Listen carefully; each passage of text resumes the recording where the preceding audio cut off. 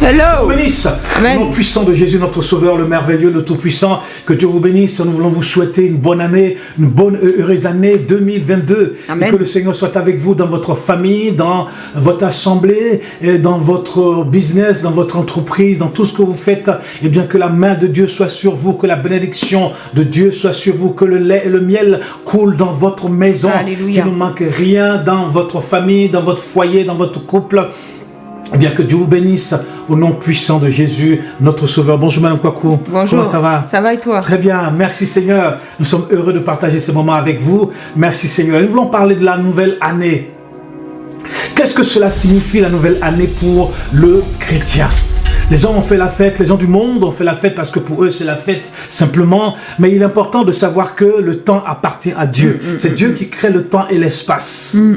Une chose que les hommes ne peuvent pas créer, ils peuvent créer certaines choses, mais le temps, l'homme ne peut pas créer le temps. L'espace, l'homme ne peut pas créer l'espace. C'est Dieu qui a créé le temps et l'espace et il nous permet de pouvoir vivre ce temps. Amen.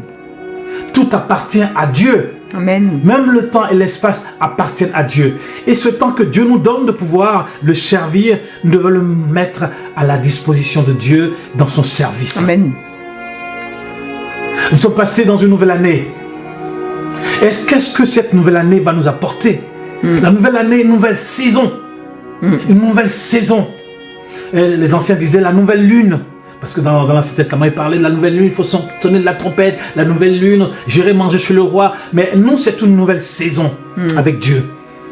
Un nouveau départ avec Dieu. Amen. De nouvelles résolutions avec Dieu. Et on espère que vraiment dans cette année, c'est vrai que quand on fait le bilan de l'année 2021, il faut qu'on puisse se dire qu'on a progressé, il faut qu'on puisse se dire qu'on a compris des choses qu'on n'avait pas comprises, qu'on a avancé avec le Seigneur, on a vu des choses qu'avant on n'avait pas vues, Seigneur, et que vraiment dans cette nouvelle année aussi, Alléluia. 2022, Amen. nous puissions, à la fin de l'année 2022, Oui. que nous puissions faire un bon bilan. Alléluia. Et quand on fait le bilan de l'année 2021, bon, personne n'est parfait, mais il faut quand même qu'il y ait plus de positif que de moins. Donc vraiment que le Seigneur nous aide. Alléluia. Que le Seigneur vous bénisse. Et Alléluia. que dans cette année 2022, on puisse être équipé, armé, Amen. et que nous puissions aller de l'avant avec Dieu. Alléluia. Amen.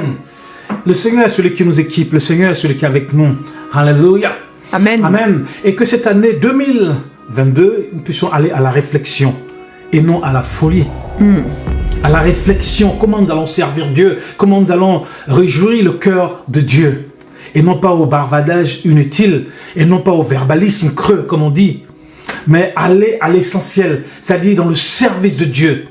Et non pas parler pour parler, mais derrière rien. Tu vois? Une Mais cymbale, comment? une cymbale qui retentit. Là. Exactement.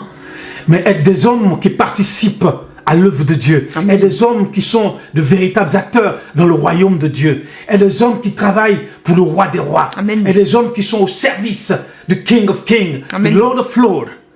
Alléluia. Et non pas des hommes qui divaguent et qui, chaque année, ne savent pas ce qu'ils font. Mais bien que nous puissions avoir une vision de l'œuvre de Dieu. Nous puissions avoir un but pour l'œuvre de Dieu.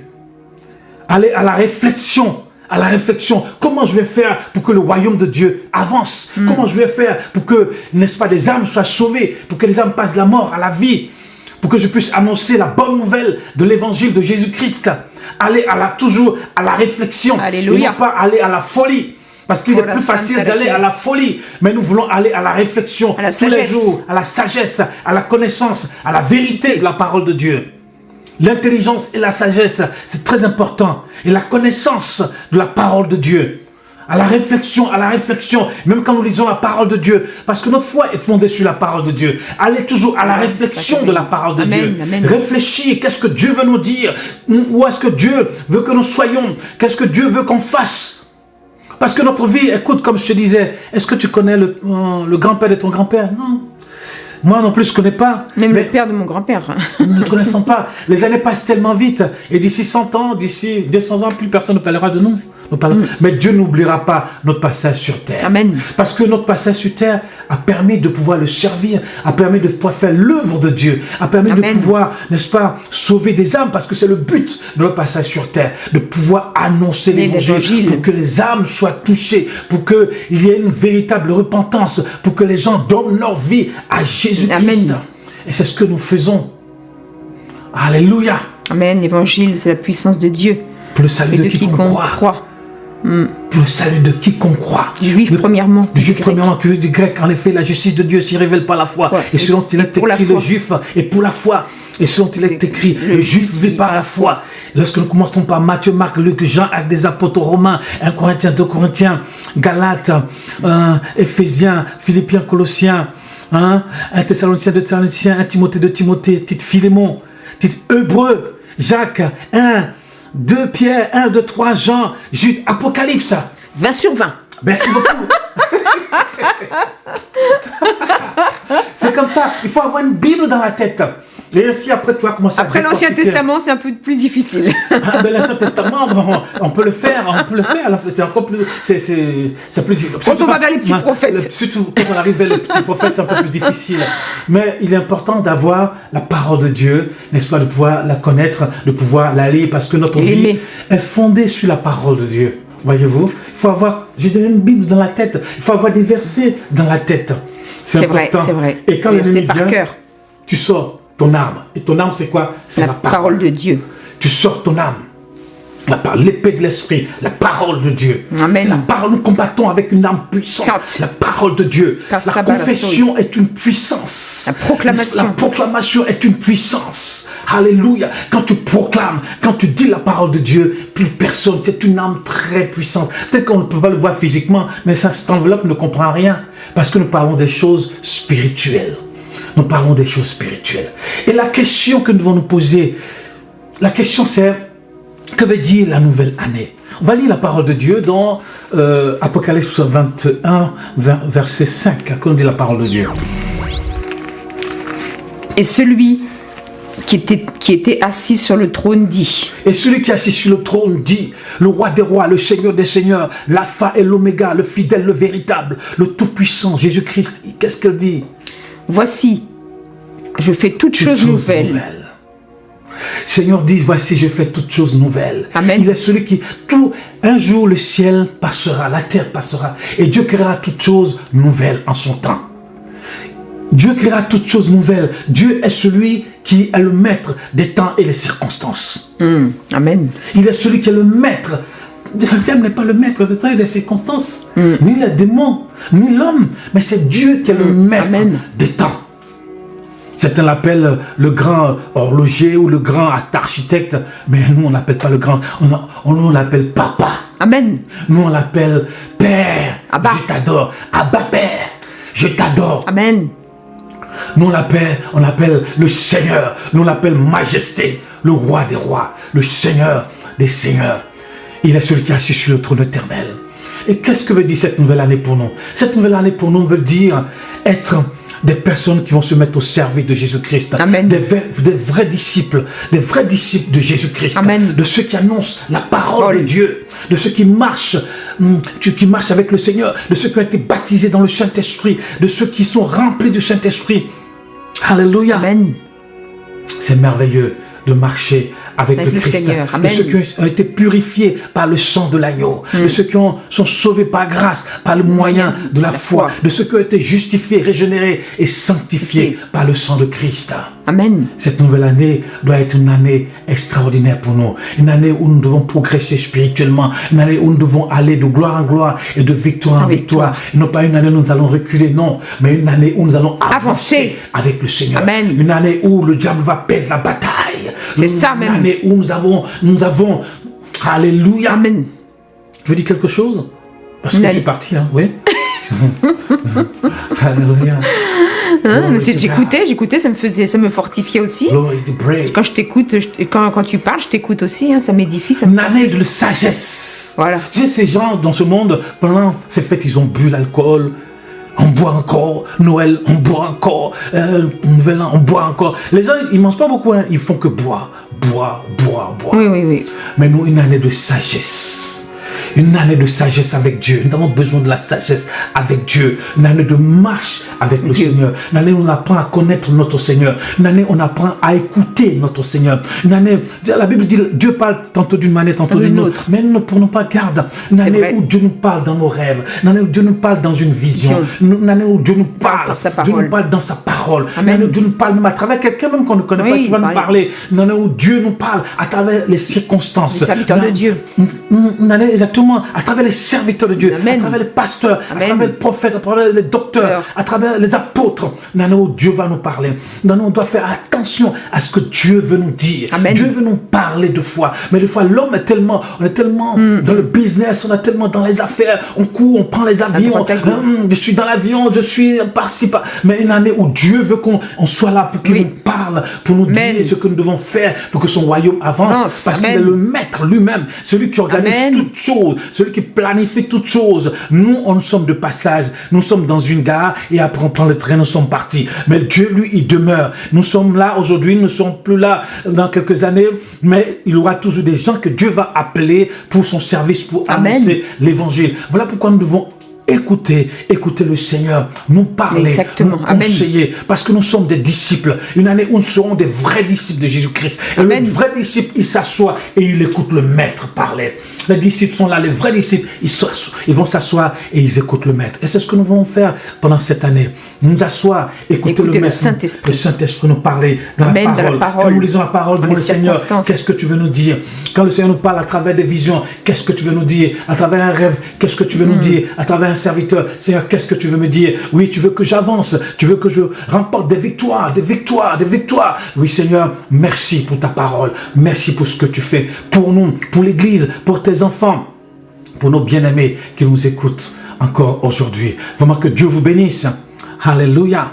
Merci Seigneur. Amen. Amen. Que vraiment dans cette nouvelle année, comme le disait le pasteur, qu'on puisse vraiment remporter les victoires qu'en 2021, n'avons pas pu encore remporter, que le Seigneur vraiment nous fortifie, que le Seigneur nous édifie, que le Seigneur nous conseille, nous exhorte par sa parole, que nous puissions revêtir. Vous savez, nous sommes vraiment dans des temps difficiles et nous avons besoin de toute l'armure de Dieu, comme dit la parole, des armes offensives et défensives de la justice, parce que nous n'avons pas à lutter contre le chair et le sang, mais contre les dominations, les autorités, les esprits méchants dans les lieux célestes.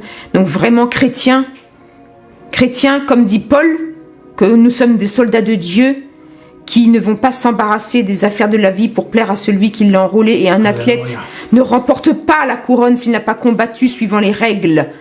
Et les règles, elles sont écrites dans la parole de Dieu. Alléluia. Nous sommes des soldats de Dieu. Oui, déjà un soldat. Il y a certains qui sont des généraux, des capitaines dans l'armée de Dieu. Mais déjà, sois un bon soldat déjà. Sois un bon soldat, sois un disciple, discipliné.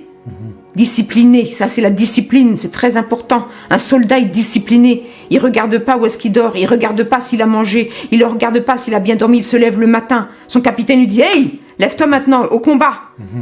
Et il se lève, il regarde pas s'il a mal au dos, il regarde pas s'il a mal au bras. Il prend son arme et il y va. Alléluia. Amen. Beaucoup sont ceux qui parlent de Jésus-Christ, mais peu sont ceux qui le suivent vraiment. Peu sont ceux qui le suivent. Peu sont ceux qui font ce que le Seigneur dit. Nous voulons être des vrais disciples de Jésus-Christ en cette année. Amen. Nous voulons être de ceux qui l'écoutent, de ceux qui écoutent sa parole et qui la mettent en pratique, de ceux qui obéissent, de ceux qui sont de vrais soldats, comme tu l'as dit, de vrais soldats dans l'armée de Dieu. Toi, tu es dans ta famille, il y a des militaires, donc tu connais. Ah oui. Moi j'ai vécu avec des militaires. Tu sais ce que c'est. Dans l'armée, on a déjà un commandant, lui, c'était colonel bientôt. Donc moi j'ai grandi avec des militaires, donc je sais ce que c'est que l'armée. Je connais les grades de l'armée.